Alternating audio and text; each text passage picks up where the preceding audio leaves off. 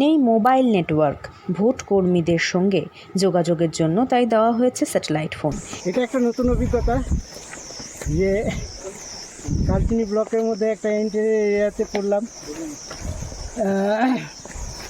এবং হেঁটে প্রায় 3 কিলোমিটার রাস্তা। এই নিয়ে বক্সার দুর্গম পাহাড়ি পথ ধরে 3টি বুথে গেলেন ভোট কর্মীরা। এবারে এই দলে রয়েছেন বেশিরভাগ যুবক ভোটকর্মী। ইভিএম সুরক্ষিত রাখার জন্য দেওয়া হয়েছে ওয়াটারপ্রুফ ব্যাগ।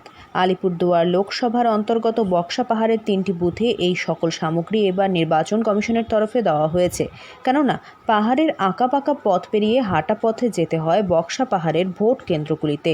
সেখানে ভোটকর্মীদের সঙ্গে মোবাইলে যোগাযোগ প্রায় অসম্ভব, তাই কমিশন যাতে প্রতি মুহূর্তের খবর পেতে পারেন সেজন্য সমস্যার সমাধানে এবার লোকসভা নির্বাচনে স্যাটেলাইট ফোন ব্যবহার করার সিদ্ধান্ত নিয়েছে কমিশন। পাশাপাশি পাহাড়ে ওঠার সময় যাতে বৃষ্টিতে বা কোনো অঘটনে ইভিএমের ক্ষতি না হয় সেজন্য দেওয়া হয়েছে বিশেষ ওয়াটারপ্রুফ ব্যাগ। বক্সার এই 3টি বুথ 11-233, 11-234, 11-235 জন্যই এই ব্যাগ ও স্যাটেলাইট ফোন দেওয়া হয়েছে নির্বাচন কমিশনের তরফে। জানা গিয়েছে এই ব্যাগ মূলত উত্তরাখণ্ডের দুর্গম পাহাড়ের এলাকায় নিয়ে যাওয়ার জন্য ব্যবহার করা হয়।